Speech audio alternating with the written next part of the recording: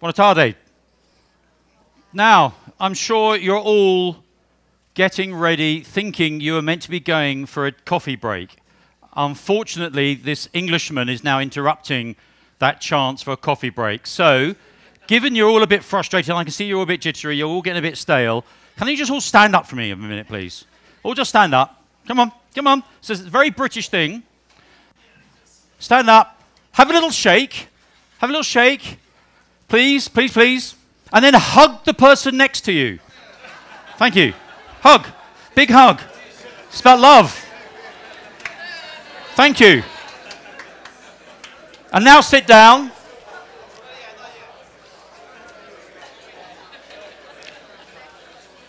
I was told you were a very sociable bunch here in Brazil, so hugging, I'm sure, is not a problem. So, this is Felix Baumgartner.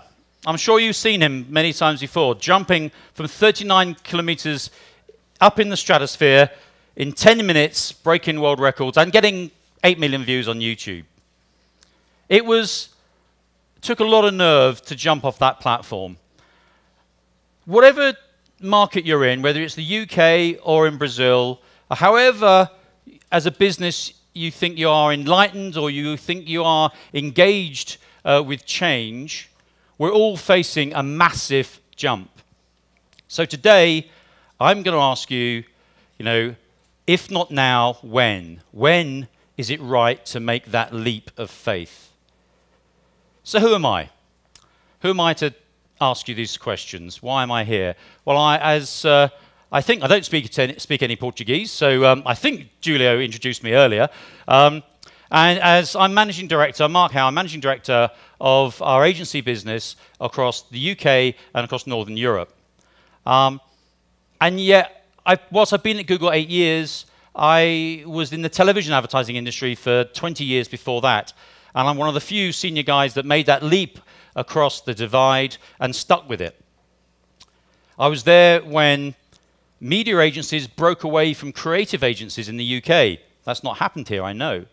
I was there when Rupert Murdoch launched B-Sky B and changed the face of the television industry in the UK forever.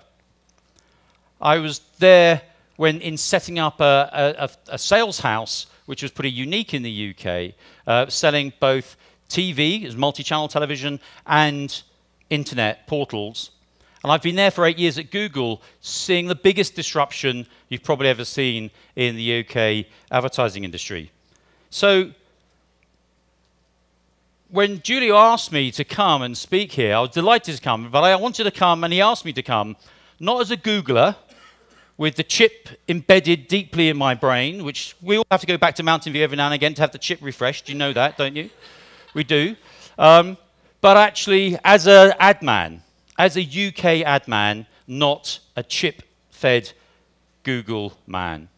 So that's what I'm here today, to give you my opinions of what's worked in the UK and how the UK has become one of the biggest pioneers in digital anywhere in the world. But I love Mark Twain. And Mark Twain is remembered for a quote that he says, if you do what you've always done, you'll get what you've always got. I'll repeat that. If you do what you've always done, you'll get what you've always got. And I think there's a lot of that, what's happened in the ad industry. And I love him. I love him not just because of that fantastic moustache, but because of great quotes like that. In fact, Google is probably at its best when it's its most audacious, when it's its most disruptive. And there's no question that we've been incredibly disrupted in the ad industry as a result of the internet. I use my Nexus 7 for my notes because it means I can also read my emails whilst talking to you as well, if that's okay, you don't mind. But disruption forces learning. And what I've really taken from my time at Google that I didn't probably recognize in my time in TV is that learning is constant and change is constant. And that's what's something that I've seen at Google that actually didn't happen in TV. Not much changed. In fact, very little changed in my first 5 years at Google that was happening in television. And in truth, It's really early days for digital. We talk about it as if it's done, it's dusted, it's finished. I think Andy talked about this fact that its change is still beginning. In fact, we're probably at the slowest amount of change we're ever going to see about now. It's only going to accelerate. It's going to accelerate at a pace that if we don't jump now, we will all get left behind. And why? Well, because the consumer has already moved ahead. The consumer has already jumped. In the UK, 55 million people are online. That's nearly 90% of our population.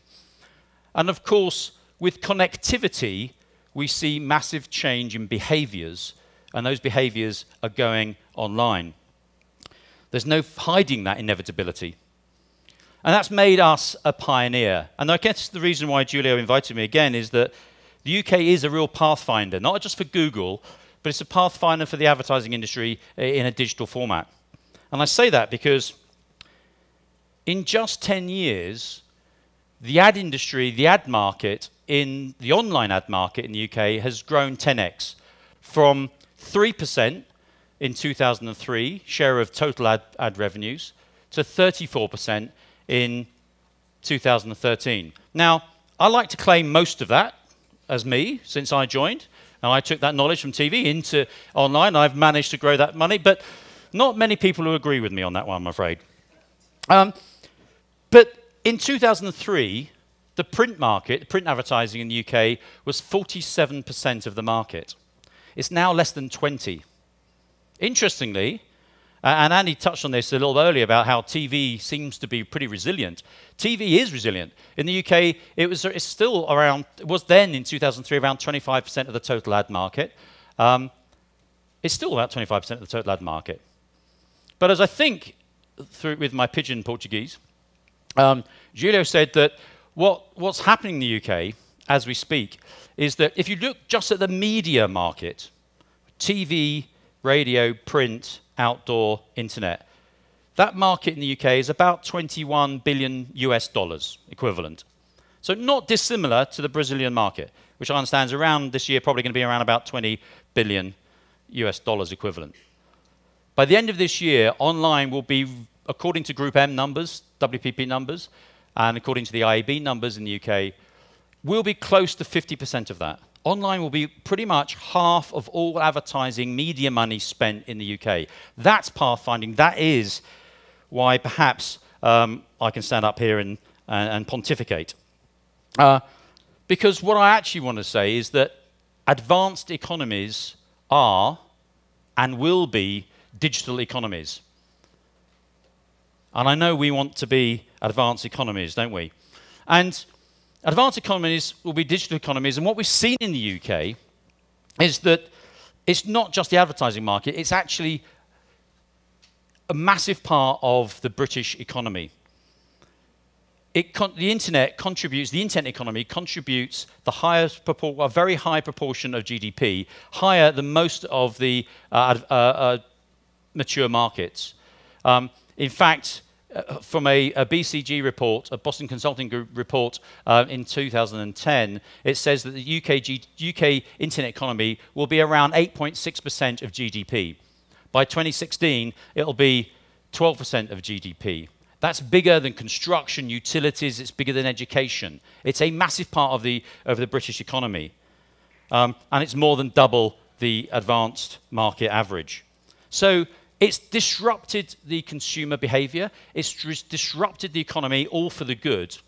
What's it done to the ad industry? Well, actually, before that, it's underpinned actually by e-commerce. It's underpinned by e-commerce, something which we love in the UK. I don't know, we just love, we trust. We stick our credit cards on anything and buy pretty much anything, mainly because everything's so expensive. So we buy on the online. And as a result, we've now built up a $1 billion surplus of e-commerce. And e-commerce is about 12% of our commerce internally in the country, but we've built up a $1 billion e-commerce surplus, which puts some of the bigger markets like the US and Germany to shame. How's it affected the ad industry? Well, you may have heard Martin Sorrell talk about Mad Men versus Math Men. I don't know if you watched the Mad Men show over here. Clearly, I love it. It makes me feel at home. Back in my old TV days, lots of cigarettes and alcohol before 11 o'clock. Fantastic. That's what it was like in the 80s. Truly. But Google's got its fair share of maths men. We had Jason on earlier. We've got our fair share of maths men, but actually what we've been is a massive disruptive force within the ad industry in the UK. And that disruption has actually led to change, and it's led to innovation. They've been slow to catch up, but actually what we're actually seeing is quite a boom in innovation and creativity in the ad industry. When I left TV, when I left the cozy bosom of television to join this internet startup 8 years ago, most of my contemporaries pitied me. Oh, there, Mark, bless. You've left telly, you've gone to work in the internet. Never mind, you can get a job back here one day. Actually, they don't pity me anymore. They're now really rather jealous. And actually, they are playing catch up. They're playing catch up with what we've achieved in terms of innovation and speed of change. And actually, that speed of change is something which is really booming. And it's happening really only in the last couple of years. We're seeing it's innovation in content, innovation in service, innovation of technology, innovation of data and collaboration. And that innovation has been changing business models for agencies, and that's what I want to talk to you about. The agency business models have needed to change, and yet clients' focus on cost over outcomes has possibly been one of the challenges to the speed of that change. There's more focus on cost and not on insight, outcomes, and as Jason was saying, that great value of data. So what happened in the UK? How have agencies responded to the disruption? Let me tell you a little story of what's gone on. Well, sadly, the big agencies were really slow to respond. They didn't want to invest ahead of return. They didn't want to invest ahead of the curve. And they did a little bit what Mark Twain would say, is they did what they've always done. And specialists filled the gap. Specialists, and in this chart here, you've got the main agencies interspersed with some of the big specialists in the UK. Specialists filled the gap, and they were driving levels of accountability, and they were ripping the heart out of certainly the print media, hence why it dropped from 47 to 20% market share, with paid search and SEO, largely based on performance-based pay models and performance-based pay. Specialists also took a huge march on the big boys whilst they let it happen. And fun enough, just a few years later, they did the same with Facebook's emergence.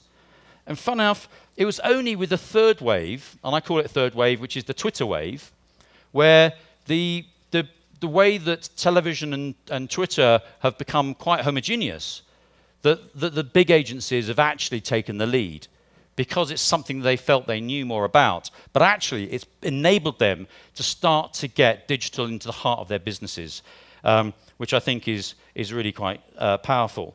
And actually, just recently, it's really been stimulated by a big deal with the ITV, which is our biggest TV company, independent TV company, with Twitter, to show how as I think Andy was saying earlier, Twitter is really driving social interaction of TV shows.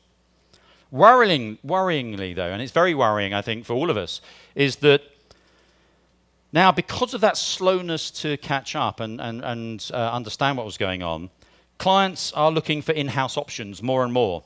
Maybe it's the maturity of our market. Maybe it's that they see now that nearly half of all of advertising is online, they should perhaps bring it in-house. But they are starting to consider bringing it in-house, certainly the big guys, and not just performance. They don't believe that large agencies are expert enough. And I would agree with them on this at times. More clients, when I talk to the clients, they don't believe that agencies are expert enough in other than traditional media buying, or perhaps transparent enough about the services they provide. Sadly, what worries me more is that a lot of the big agencies, unlike the specialists, consider that good enough is good enough.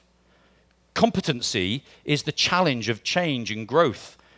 because they're competent. They're competent. They were crap before. Now they're competent. And that's a real challenge for us because they're not expert. And actually, it's expertise that is actually letting them down. I really believe that rather than being expert in a few things and charging more for their expertise, you know, they allow themselves to be average at a lot of stuff. Jack of all trades, master of none, an expression we use in the UK. So clients are increasingly asking us about when should they bring data, especially in-house. When should they control their own data or keep their own data? And I think this is a real challenge for the agencies, because this is a great opportunity for making money. It's a great opportunity for margin growth by using the multiple client bases that you have to actually provide a much better service for individual clients. It's absolutely crucial that agencies should try and hold on to that as future cash flow for the businesses. And with so much noise out there, so much noise about you know, lifetime values or buying or margins, you know, there's never been a more difficult time for a media planner. You know, we need to be able to tell stories alongside analyzing data. The media planning's job is crazy difficult. Agency remuneration, though, in the UK hardly distinguishes at times between whether an agency puts all their money onto TV or all onto digital, or into, obviously, the right route of a combination of all types of media. The latter, of course, requires a much more man-hours approach of costing and fees, and also a bench of expertise that costs money. Paid search was probably the first emerging channel to throw up this acute disparity between resource management and fees. And we're now, with agencies being inundated now with emerging niche channels that are complex to master and be expert in, and because they didn't charge properly for paid search in the first place, they're now getting left behind in the charging models because clients aren't now prepared to pay for all the extra work and the extra services. So for me, for your market, which I don't see as quite as in the same state as the UK, great opportunity now to really lay the law down with clients about charging for what you do, not for what you buy. And actually, these levels of complexity are not recognized by clients, but actually I sometimes think they're not recognized by the boards of many agencies as well. And I think what's necessary, and what I'm seeing happening in the UK now is, and I'll talk a little bit about people in a minute, which is bringing the digital natives, bringing digital advocates, as Andy was saying about what he does at MIT, making sure they're on the board, making sure they have a voice at the board, making sure the board listens to them, because they're closer to what's happening in the real world. And ironically, there is some appreciation for specialist services like SEO and data management. And I think what we need to do is show that SEO and data management, the value you add to your market and to your clients, you can take through into what you're doing in paid search, what you're doing in display, what you're doing in programmatic, and charge appropriately for it. My humble view is that in a paid, owned, and earned media world, you know, brands should pay agencies the right work that they do, not for just buying media. You know, clients need to choose a metric, and you need to challenge them to choose a metric of to how to value the work that you do. You know, many are stuck in this old model, I think, of shout at as many people through broadcast as you possibly can, as opposed to bring to bear the full complement of the skills that you have at your disposal and pay me for that. That partnership costs more, you should be charging more for it. So what does the future of media planning look like? Well, it's hugely complicated. You know, I would say that because I work at Google and that chip is in there, but most media will gradually become universally accessible through smart mobile devices, whether that be your jewelry, your smart vest, your eyewear, your contact lenses, or just your boring mobile phone. Mobile is winning, and I'll talk more about that in a moment. And real progress is going to come when we're able to target consumers on a personal level based on their proximity, based on their availability to go into store, or based on their mobile devices. And therefore, cross-targeting planning is absolutely going to win. And what we're doing at Google in Europe is building out a number of single source panels in different countries, in the UK and Germany and Holland, where we're starting to track what's happening on TV and all of the other devices in the house to be able to truly measure that cross-channel journey of the consumer through from awareness through to purchase.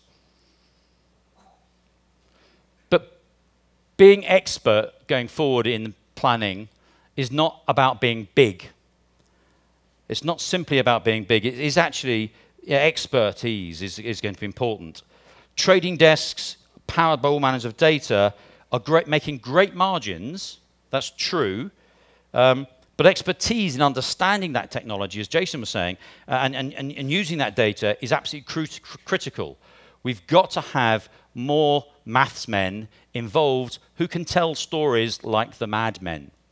That's crucial. Changing the way that we bring different people into the mix.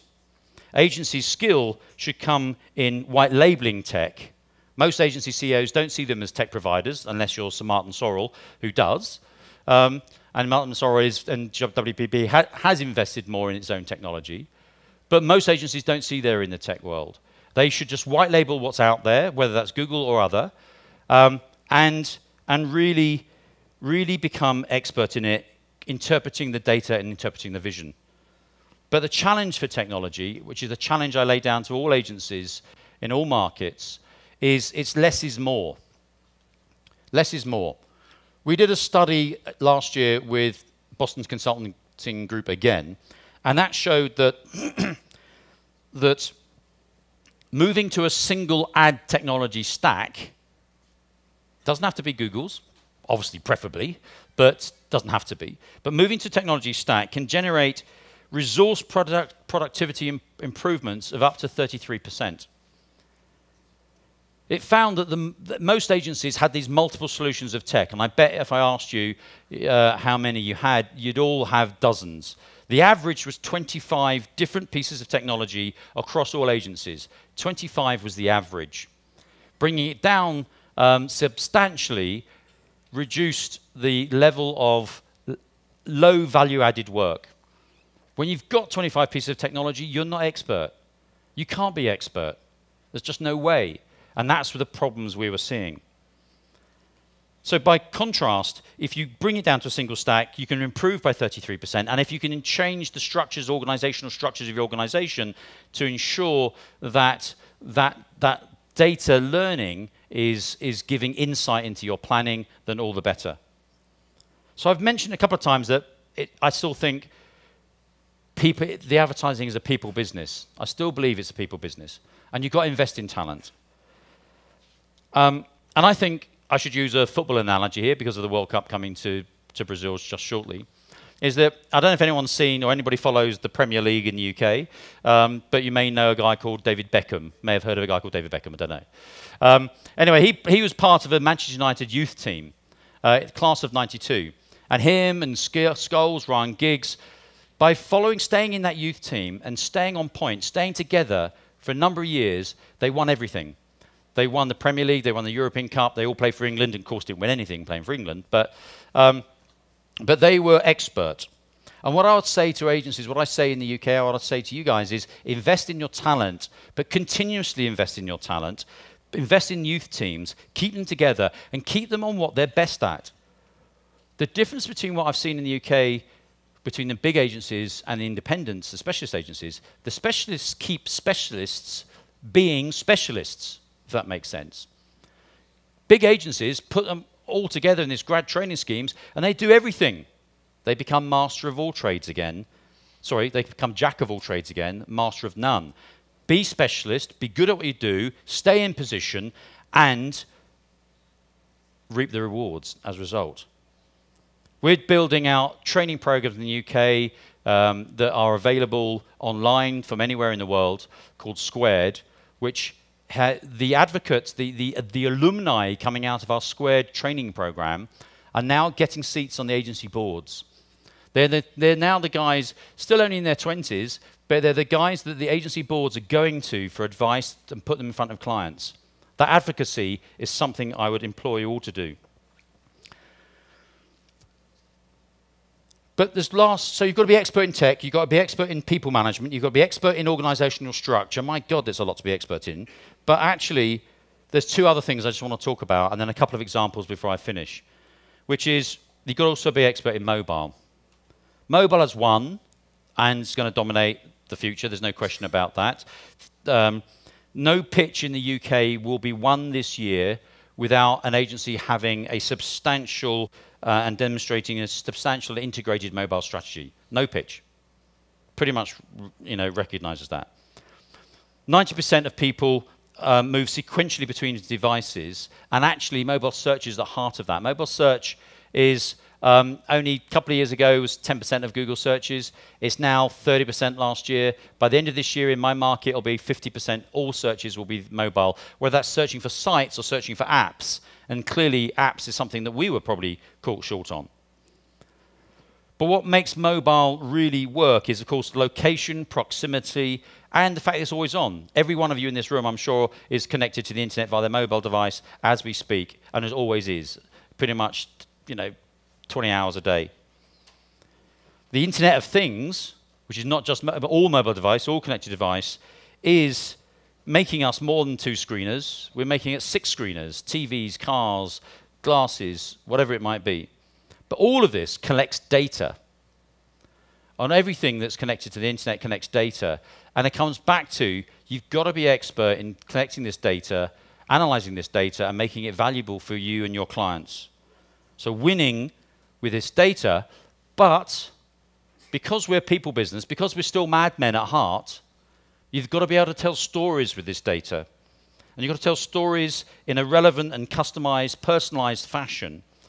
And clearly for a country that loves TV, being best at video content storytelling is something that you should win at. But you need to, so therefore you also need to win in having a video, not a VOD strategy. Video on demand is just buying incremental reach and frequency on online video. That's great. Everyone can do that. That's easy. But having a video strategy with breaking away from just a buying commission culture and having content ownership in a new world is something that is really seeing great opportunities in my market. We're seeing, actually, fun enough, a bit of research last year in the US showing that actually, as Andy was, I was in a cab coming over here this morning, and I was saying, well, TV's not dying. I said, no, TV's great. In fact, TV-related engagement activities on YouTube are growing at 56%. TV-related watch time on YouTube is growing 65%. YouTube is just an extension of television, but it's a beautiful, personalized extension of television. And what we're learning, you can learn more about YouTube. We've got a great session later on by Olivier. You can learn from Julio and Marco and the team. But what we've learned, we've just tested something, a beta test in the UK in this last 2 months, called brand lift surveys. So what we're now seeing, and this is what you can't get on linear television, we're getting real-time insights in the video stream for every sizable TrueView campaign on YouTube. I'm not trying to sell you YouTube here. Albeit, why not? I was told I'm not allowed to, but TrueView campaigns on YouTube now, we can do in-stream video surveys that are giving us phenomenal results.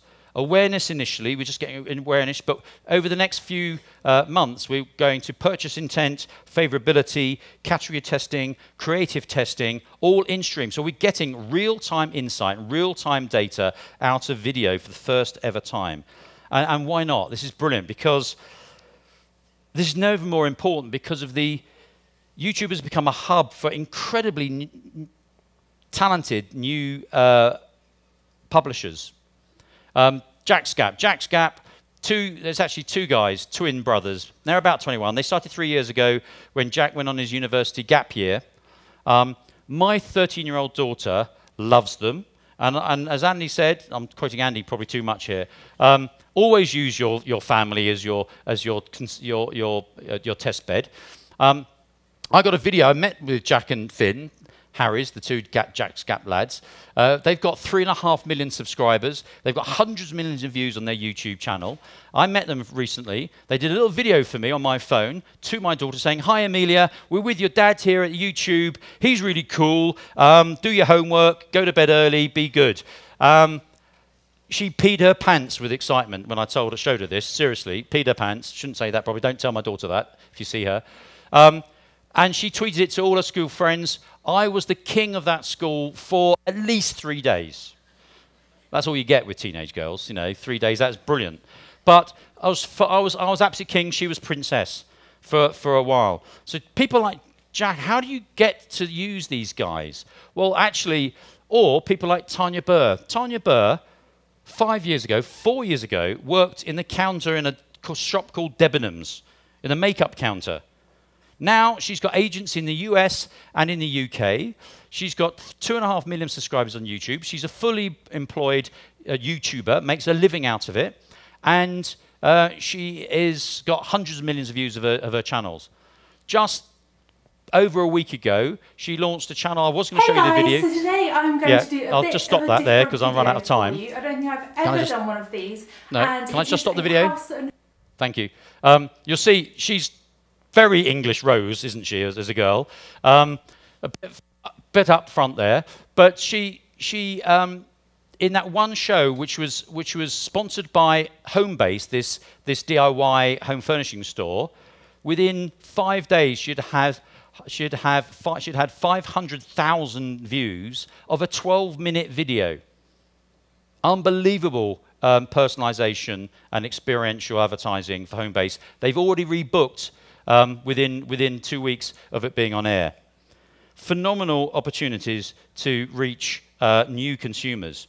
But what also YouTube is giving, it's giving video stars and it's enabling creatives to work with video in a different way. We created something back at home called Film Hack. We brought all the top creative directors into the Google offices, gave them a brief. It was a charity brief for migraine.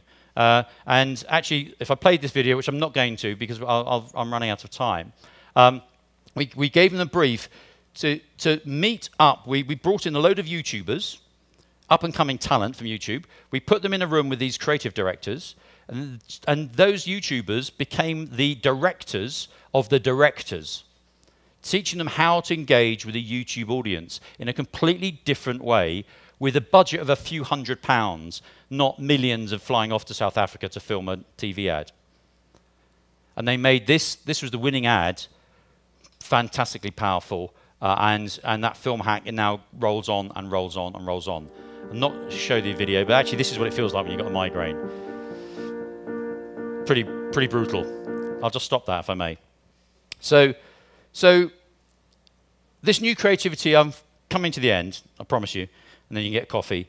This new creativity, of course, won't simply be good enough just on the small screens, but with the beauty of products like Chromecast, $35, 30 quid in the UK, you can now transmit anything off your screens onto that big screen in the living room. That alone is actually now motivating creative agencies in the UK to think much harder about how to work with YouTubers.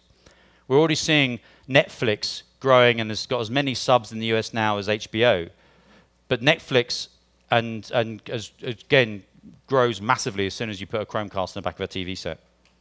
So you've got to be expert in tech, you've got to be expert in mobile, you've got to be expert in understanding data, you've got to be agile in video. It's pretty complicated, it's pretty hard.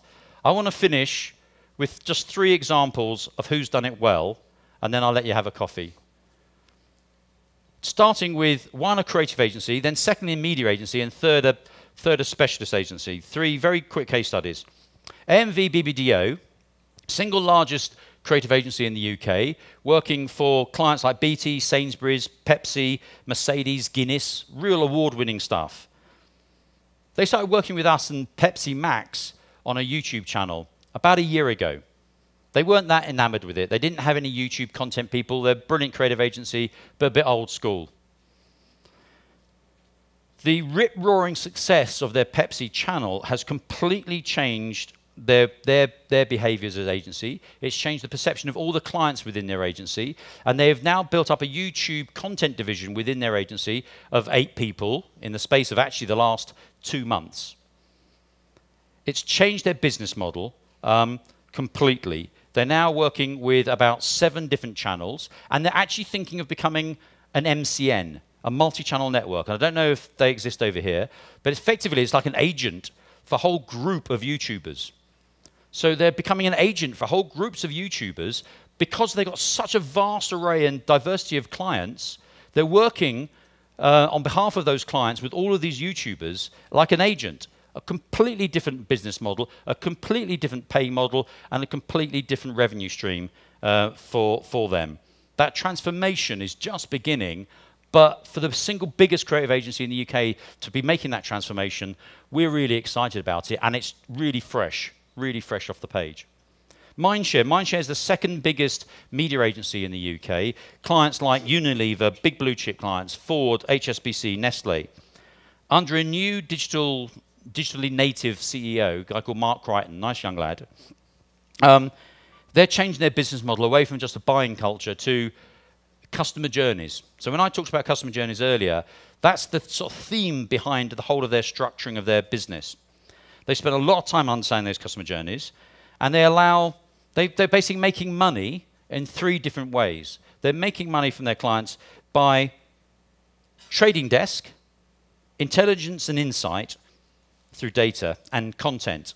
The trading desk, they're leaving it to their Group M, the WPP Group M trading machine, to buy the media and buy media programmatically, which is very good margins. How sustainable those margins, I don't know, but they're very good margins at the moment. They're making then new revenue streams through data and insight. They're pooling all of their data. They're working with their clients really hard to demonstrate that actually pooled data resources is more valuable to the client because of the market share that that then can cover off, and are able to charge for that intelligence out of that data. So they've employed maths men to sit alongside their madmen, and Martin Sorrell loves them for that. And lastly, content. They were behind Tanya Burr's home-based video. They've employed creative director into the media agency. Real challenge to the media, between media and creative going on over there. But they're able now to build content, fast, quick, short-form, personalized content for their advertisers, for channels like YouTube, for Facebook, for Twitter, for Vine, for different media, really making good money on it. But my favorite is the Jellyfish story. The Jellyfish story basically is 3 years ago, they were an agency which was one of our big specialists, was failing because they let their youth team go off into all the different management roles and not become expert. They failed to become expert. They tried to diversify too quickly. They wanted to be a big agency and therefore were failing. I was called in to sit down with their CEO and give him what is an English term, a right big bollocking. I don't know if you know that expression, but it's a bit rude. But basically, I was telling him, if you don't start to change the way, you're going to be out of business and we're not going to do business with you. Pretty brutal. They sat down and said, right, how would you build an agency for today, Mark? What should I do? And over a period of the last 3 years, they've changed, they have won business hand over fist. They've become expert in everything they do. They have worked with offices into the US and into South Africa. They have bought an emerging video business. They've bought a programmatic business. And they're probably one of our single most successful, best agencies to work with in the UK at the moment. And if they were ever to get over here, then I would team up with them. They've did everything we said we should do. Do less is more with tech. Actually, of course, they use the Google stack. That's why we love them. And they became expert in it. Great, great story. So, to finish up, guys, I know it's felt like a real diatribe. It's just been perhaps me preaching from this bloke from the UK trying to tell you how to do it. That's not what I meant to do today. I tried to summarize in, well, I've gone over my time limit, but I tried to summarize what I've learned in 8 years at Google and what my experience from 20 years in TV taught me before that. And in my humble opinion, you know, the pace of change is accelerating. And if agencies succeed in these 5 areas, they will succeed anywhere in the world. Those 5 areas are people, youth teams and storytelling with data analysts, organizational structures, give digital advocates a place in your boardroom, expertise, good enough is a threat to change and wealth. You can't be good enough. You've got to be expert, or don't do it. Tech, less is more. Use what you have and be comfortable demonstrating to your clients that this is the tech you're expert in, and don't take on 25 different pieces of tech. Without a compelling story in mobile, you will lose pitches. So you've got to have a mobile strategy. And video, not VOD. A whole new creative canvas, a whole new creative license through YouTube. The advertising industry is on that ledge. If not now, when are you going to jump? And if you don't, well, who's going to do it? Obrigado.